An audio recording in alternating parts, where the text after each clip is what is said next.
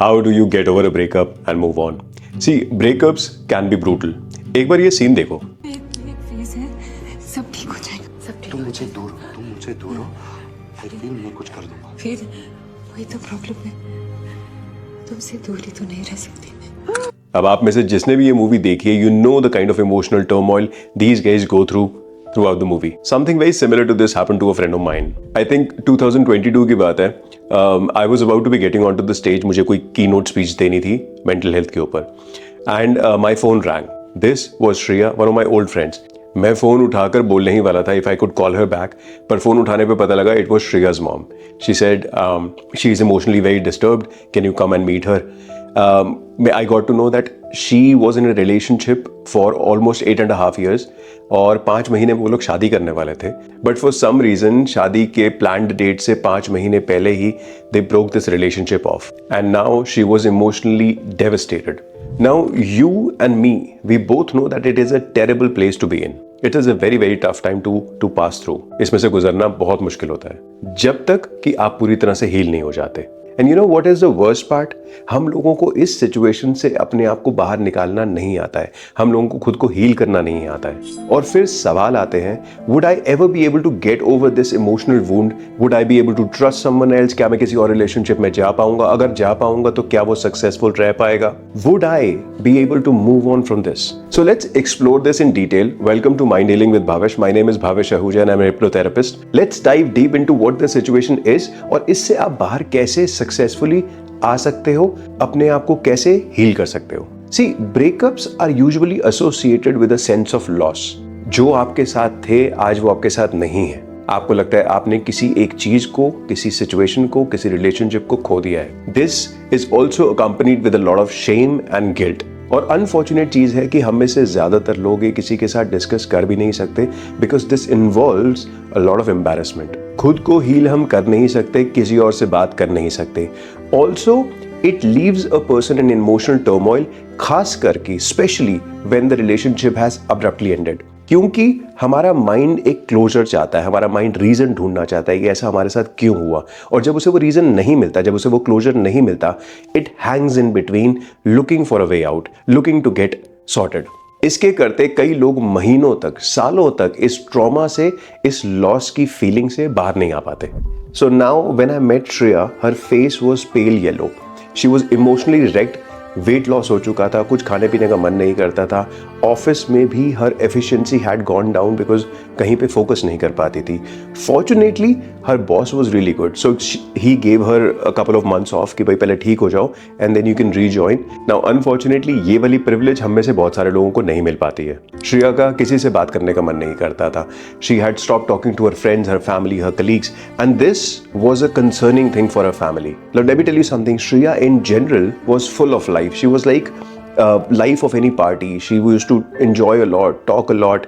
She was very witty in fact. आप कोई भी बात करो, कोई भी सवाल करो, she had all the answers. She used to be fun. And now she had gone completely quiet, depressed and sadly wounded.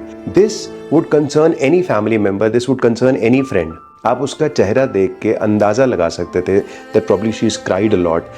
And usually it's a good thing. It is very therapeutic if you can outburst, if you can cry and if you can vent out that emotion.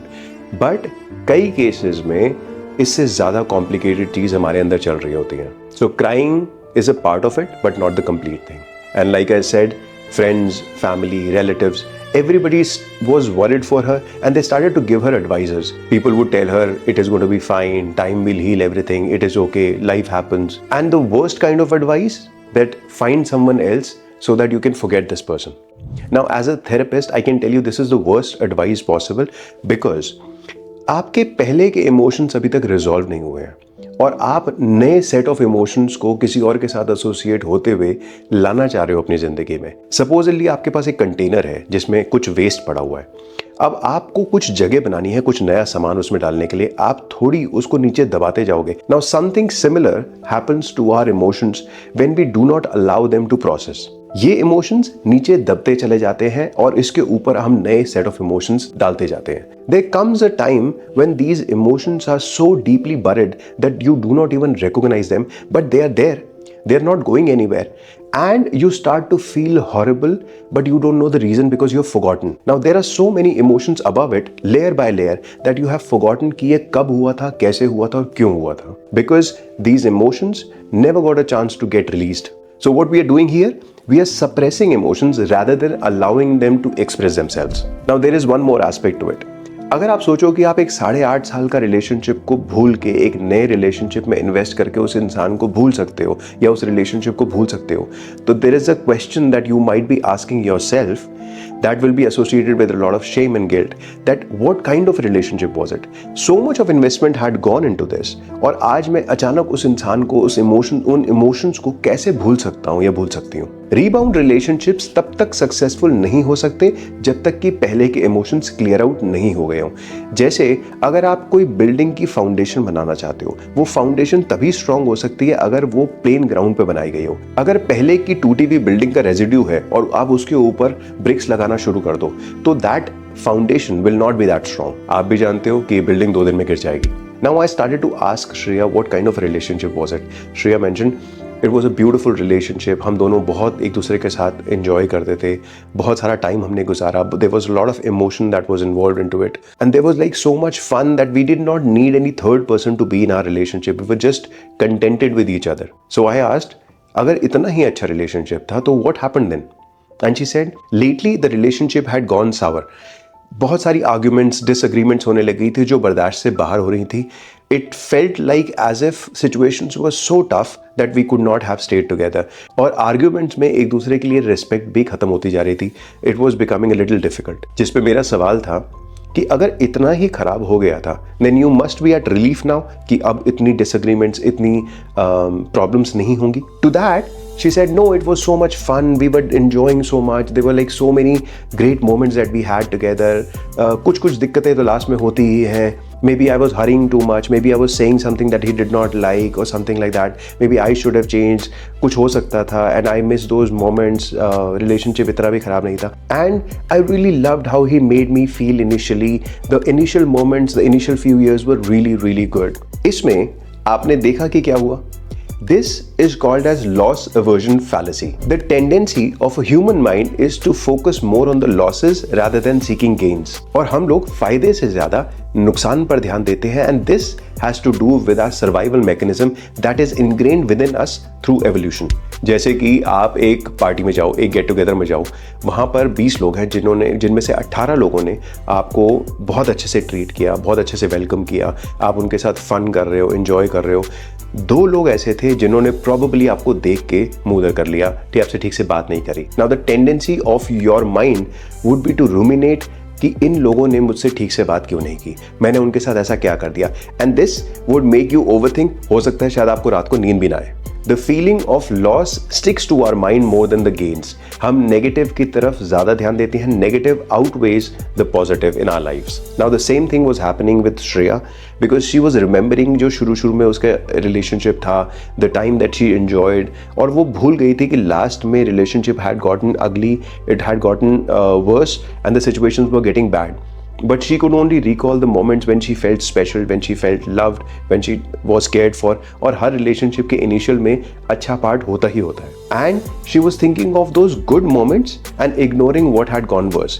Loss aversion fallacy. Another thing that might happen is their memories would not leave you. Or rather I should say that you are not ready to leave those memories. जैसे relationship खत्म हो गया है और आपको कोई बोले कि ये photos आप सारी delete कर दो, then it would be hard for you to be able to do that. या उन्होंने अगर कोई गिफ्ट दिया होगा, कोई उनकी कोई याद की कोई चीज़ होगी, it would be difficult for you to be able to dispose it off because you want to hold on to certain things कि यार ये तो कुछ memory है, इसको मैं अपने पास रखना चाहता हूँ हमेशा के लिए. और maybe it has nothing to do with and I still want to keep this because ये मेरे लिए precious है, whatever that is. Now this happens because we want to preserve that person, we want to recreate that person within our mind. और ऐसा हम क्यों करते हैं? Because it gives us pleasure, a sense of hope and possibility.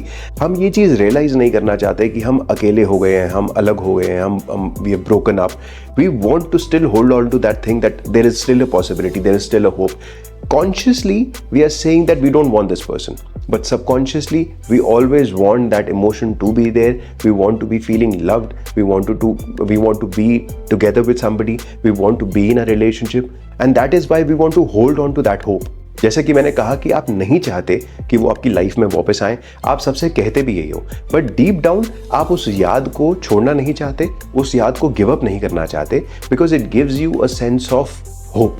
ऐसे में कई बार हम स्टोरीज फैब्रिकेट कर लेते हैं अपने मन में, may be the relationship was not that bad, इतना भी बुरा इंसान नहीं था वो, हमारा रिलेशनशिप ठीक ही चल रहा था, maybe I was asking too much. आप अपने मन में स्टोरीज फैब्रिकेट कर रहे हो कि किसी तरह से वो लॉस वाली फीलिंग ना आए, मुझे अकेलापन ना लगे।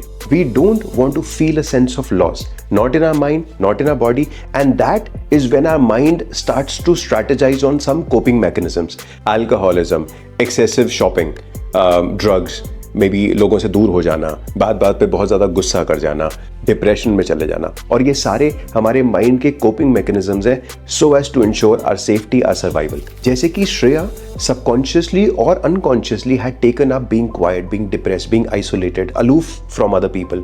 कोई और इंसान किसी और तरह की कोपिंग मैकेनिज्म को अडैप्ट कर लेगा just to be able to ensure survival. Mind कहता है मुझे इस बॉडी को किसी तरह से बचाना है, और it can think of various ways as coping mechanism so as to protect it। अब हमने सारी बातें कर ली, ये क्यों होता है, कैसे होता है, but how do we heal ourselves, how do we get better, इसमें से बाहर कैसे निकले, उसके लिए कुछ 6-7 पॉइंट्स हैं जो मैं आपके साथ शेयर करने लगा हूँ। Number 1, do not suppress your emotions. All the emotions that you're having or you're getting are valid emotions. Also, all these emotions are there for you to take an action. They are there for a purpose. जैसे if you feel like crying, do cry as much as you can. If you feel the anger, pillow रख के जितनी जोर के आप चिल्ला सकते हो उतनी जोर के चिल्ला लो, लेकिन get this thing out of your system, get these emotions processed, let them do the action, allow them to get released. Breakup का इमोशन ग्रीफ के इमोशन से बहुत ज़्यादा डिफरेंट नहीं है, because both of them have a sense of loss, कि जो हमारे पास थे अब वो नहीं है। And in order for you to heal from grief there are 5 stages that you need to cover. It always starts with denial, then you have anger कि ऐसा मेरे साथ क्यों हुआ, then you start to bargain with those emotions, then you start to feel the depression, and finally you get the acceptance. Each of these stages are equally important, and you have to get past all these emotions, and every stage will take you further towards healing. एक और चीज़ है, tune in to those intense emotions. See emotions की एक cycle होती है, वो आते हैं और चले जाते हैं, जैसे ओशन की वेव्स होती हैं। अगर आप उनको रेजिस्ट करते हो, if you try to escape, if you try to stop them in between, they will never be able to fulfil their journey, they will never be able to fulfil their purpose, और फिर वो अटके रहते हैं। Supposedly आपके पास कोई emotion आया, आपने उसे बीच में रोक दिया, now it wants to fulfil its destiny. So अगर आप उसे 3 साल तक रोक के रखोगे, that emotion will still be there. Emotions and thoughts are energy. They can never be created, they can never be destroyed. They will be there waiting for you to allow them to process, ताकि वो अपनी cycle को complete कर सके, process हो सके, release हो सके। Second point, although I knew Shreya for a very long time, मुझे पता है वो बहुत अच्छी इंसान है, बहुत हम्बल है और बहुत ही एडजस्टिंग है, बट फिर भी I asked her to explore things objectively. See, आप अपनी लाइफ में एक पैटर्न देखने की कोशिश करो, try to observe and find out if there is a pattern. आपके पास्ट के सारे रिलेशनशिप्स में क्या यही चीज़ होती आ रही है? If that's the kind of thing, then there is a pattern that you are that kind of a personality, और you could be attracting a particular kind of people in your life. And if that is the case, this is your pattern. You will continue to go through the same emotional turmoil until and unless you break that pattern. Third point, कितना time लगता है खुद को emotionally heal करने में एक breakup से? Journal of positive psychology के एक आर्टिकल में they mention that it takes about 11 weeks, 3 महीने का time, so as for you to fully recover, but on one condition, that if you do it constructively, if you act constructively on it. Constructively से क्या मतलब है? See, in that span you have to eliminate completely any exposure of that person. जैसे supposedly we have broken up with somebody, but we still want to keep some contact. कई बार हम लोग जानना चाहते हैं कि whether they have recovered completely और not, what are they doing in their lives, so we probably might stalk them on social media. We will go to the same places that they go to. Now this sort of obsession, this sort of stalking is not going to help us. Any exposure of them during this period will resurface a cascade of thoughts within your mind, and this will further disturb you. It will not allow you to heal. And for that, you need to remove every stimuli of them. कई बार ऐसा भी होता है कि common friends के through उनका कोई जिक्र हो जाना, उनके बारे में बात हो जाना, that also counts as exposure. Problem ही देगा। During this recovery period, any stimuli, any exposure of them will not allow you to forget them. Fourth point, you need to understand that needs make you human. Shreya के case में she started to feel that maybe she was asking too much to be loved and cared for, and that is what created all these problems, and that is why they had to break up. See, अगर आपको मांगना पड़े, if you have to beg for love, what is the purpose of having a relationship then? और कई बार relationship टूट ना जाए इसके डर से हम इन चीज़ों को इग्नोर कर देते हैं. We start to surrender to it कि अगर प्यार नहीं भी मिल रहा तो it is okay, अगर रिस्पेक्ट नहीं भी मिल रही तो it is okay, because we don't want to be alone. Now, I'm not saying that one should have pride in a relationship. No, I'm not saying that. But I'm saying कि मांग के लिया तो क्या लिया. Fifth point, very important. Break up is a breakthrough. Situation आई है life में, adversity आई है. Every adversity brings with it an opportunity to grow further up. आप किसी भी सक्सेसफुल इंसान की जिंदगी में देख लो, whatever they have made, whatever they are successful with, whatever they have built, had come after the adversity. Adversity propels growth. Sometimes we feel God has punished us for our wrongdoings. But that's not the case. God has given you an opportunity, और उसके बारे में मैं next point पे बताने लगा हूँ. Sixth point, channel your energy into becoming what you really wanted to become, what you always dreamt of. Now you have something to prove to yourself. Now you have the opportunity to create something. जैसे कि मैंने पहले भी बताया कि space create करनी पड़ती है. सपोजिटली आप अपने घर में नया फर्नीचर लाना चाहते हो तो पहले वाले फर्नीचर को डिस्पोज ऑफ करना पड़ता है. उसी तरह से if you want something to come in your life, maybe you have new aspirations, you have new dreams, space create करनी पड़ती है. And that brings me to the next point which is the most important point. It is a play of vibration. Everything that we have in our life and everything that we do not have in our life is a play of vibration. Imagine करो कि whatever you are today, whatever you are vibrating out, you have those kind of people in life and situations around you that get attracted to that vibration. Magnetism में like attracts like. तो उसी तरह से जिस तरह के आपके thoughts हैं, जो आप इंडिविजुअल बीइंग हो, आप उस तरह से वाइब्रेट करते हो, उस तरह के लोग आपके आसपास वाइब्रेट करते हैं. अब सपोजिटली आपकी कोई न्यू एस्पिरेशन आ जाती है, आप उस वाइब्रेशन से मूव करके या तो थोड़ा ऊपर चले जाते हो या नीचे चले जाते हो, but you vibrate a little differently. Now everything that is in sync with that new vibration will be a part of your life, and everything that is out of sync, that is out of vibration, will start to fade away, will start to go away from your life. तो हो सकता है future में जो आपको universe बनाना चाहता है उसके लिए कई चीज़ें आपकी लाइफ से निकालनी ज़रूरी थी, और इसलिए ये रिलेशनशिप भी उसी का पार्ट था. It might be tough right now for you to be able to think, but थोड़े टाइम के बाद you will probably be able to realise as did Shreya. जब श्रेया को शुरू में ये बात बताई गई, she was not ready to listen to this. She had her own notions कि इसी रिलेशनशिप को क्यों सैक्रिफाइस होना था, अगर वाइब्रेशन चेंज हो गई तो बाकी चीज़ें क्यों नहीं गई, यही रिलेशनशिप क्यों किया. But she continued with the therapy. कुछ weeks, I think couple of months लगे, and she could recover back. She started to feel better, and then it all started to make sense to her. Or 7 months after she was completely recovered, she found someone else who was a perfect match for her, a perfect vibrational match for her. Today, she is happier than ever before. Now, I want to tell you this. Time लगता है, but इसकी possibility ज़रूर आती. It may take time for you to recover, but there is a good possibility that you will be eventually be able to find someone who is more resonating with you, who's a perfect match for you vibrationally, and you can be happier again. You can get into another lasting relationship. It might not seem right now, but trust me, it will happen. पर उसके लिए करना क्या है, जैसे कि मैंने बताया कि do not rush to find someone else just to be able to forget this person. Allow these emotions to process. They are there for a reason, and they will eventually pass. इनकी एक cycle होती है, and they will get their fulfillment. They will get processed. They will be released if you allow them. In order for you to be in another relationship, in order for you to heal the hurt, you need to create that space. और वो space कहाँ से आएगी? When you allow these emotions to be processed in the way that they are supposed to. Do not rush for it. I hope आपको ये video अच्छा लगा हो, इन्फॉर्मेटिव लगा हो. आई होप कि आप अपने इस ब्रेकअप ट्रॉमा से जल्दी से ठीक हो सको, हील हो सको. अगर वीडियो अच्छा लगा हो तो लाइक करें और सब्सक्राइब करना तो बिल्कुल नहीं भूलना है. अब किसी और टॉपिक पर अगर आप डिटेल्ड वीडियो चाहते हो तो do comment in the comment box so that I get to know and I can create the content for you guys. Also, I'm trying to build this channel so that I can touch more lives, and I want you to help me with that. Do subscribe, do forward it to people, do share it with people whom you love and care for.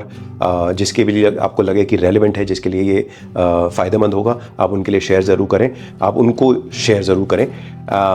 Until the next time, I wish you all the best. Do take care and stay blessed. I shall see you in the next video. Take care.